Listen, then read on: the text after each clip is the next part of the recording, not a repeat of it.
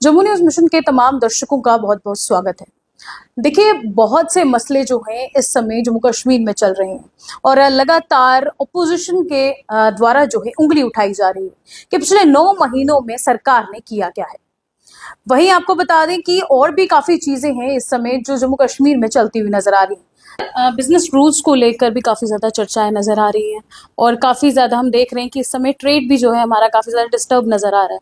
जम्मू के खासकर मैं जितने भी बिजनेसमैन की बात करूं। देखिए, मैं एक चीज आपको कहूंगा कि हमें खुशी हुई कि जब एलजी साहब ने कहा कि मेरे पास सिर्फ पुलिस है, लेकिन हमें उसके साथ साथ एलजी साहब आपके वह पुलिस तो है और उम्मीद करेंगे जो पुलिस है उससे यहाँ इलीगल माइनिंग भी पुलिस से रुकेगी, यहाँ पे जो ड्रग्स चिट्टा चल रहा है वो भी रुकेगा इस पुलिस के थ्रू।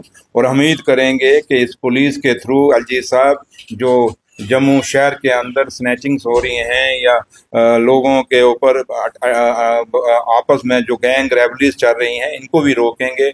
उम्मीद करेंगे कि एलजी साहब इस पुलिस के जरिए से जो जम्मू कश्मीर के लोगों की हिफाजत करेंगे और पहलगाम जैसे दूसरा हादसा नहीं होगा, ये उम्मीद हम एलजी साहब से करेंगे। लेकिन एक बात मैं याद कराना चाहूँगा कि एलजी साहब आपके पास पुलिस तो है, ठीक है, लेकिन आपके पास एक कॉपी आज 4 महीने से बिजनेस रूल की भी पड़ी हुई है, उसको थोड़ा सा अप्रूव करके हमारे पास भेज दो।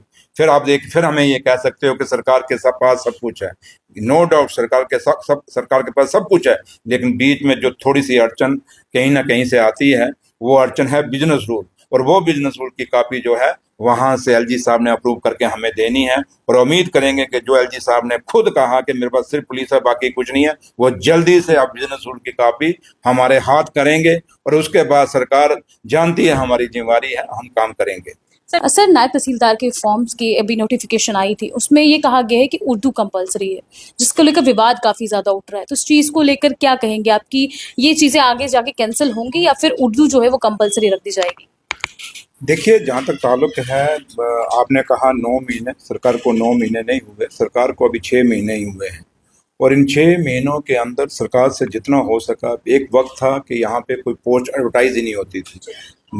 हर जगह अनएम्प्लॉयड यूथ जो था वो सड़कों पे था, हर गली कूचे में था और ये बात रखता था और प्रोटेस्ट करता था कि हमें रोजगार दिया जाए और हमारी पोस्टें एडवर्टाइज की जाएं। और मैं शुक्रिया अदा करता हूं उमर अब्दुल्ला साहब का, जो ऑनरेबल चीफ मिनिस्टर हैं, जिन्होंने आने के बाद कितनी पोस्टें, चाहे वो किसी भी डिपार्टमेंट की आप दें, तो उन्होंने पोस्टें एडवर्टाइज की हैं।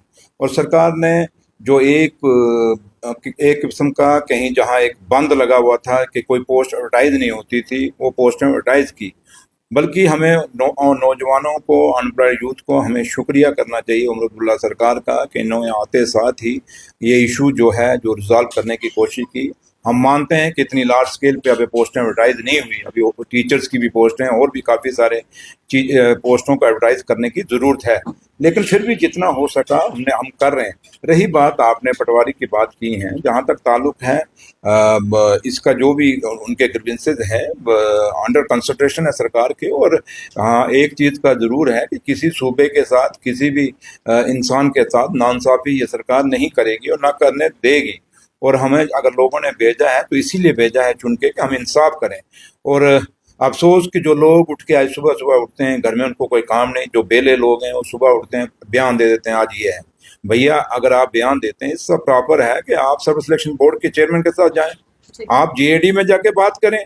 ये क्या हुआ, एक पकड़ा यहाँ से, आजकल किसी अपना चैनल को पकड़ा और वहां एक बाइट दे दी और बस कोशिश की, बस ये नहीं हुआ।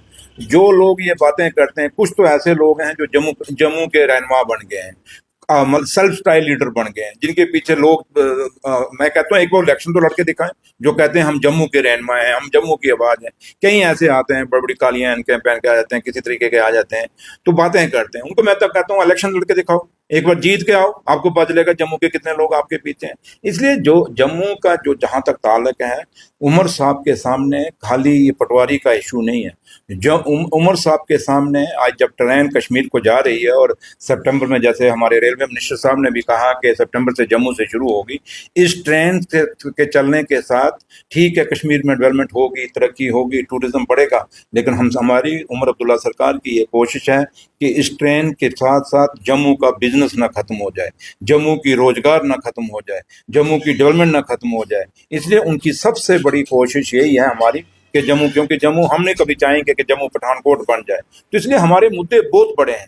ये एक एक सब्जेक्ट के ऊपर हम अगर बात रखने लगे तो मेरा ख्याल ये बदकिस्मती होगी और टाइम जाया होने वाली बात है। लेकिन सरकार को पता है, उमर अब्दुल्ला सरकार जानती है कि हमारी जिम्मेवारी क्या है, हमारी रिस्पॉन्सिबिलिटी क्या है, और उस रिस्पॉन्सिबिलिटी और उस जिम्मेवारी के नाते, और जो जिम्मेवारी ये रिस्पॉन्सिबिलिटी और ये जिम्मेवारी हमें लोगों ने चुन दी है, वोट डाल के भेजा, तो इसलिए उस पर हम खरे उतरेंगे और कोशिश करेंगे कि लोगों के साथ इंसाफ हो। सवाल रहेगा Thank you, रत्ना। स्टेटहुड को लेकर।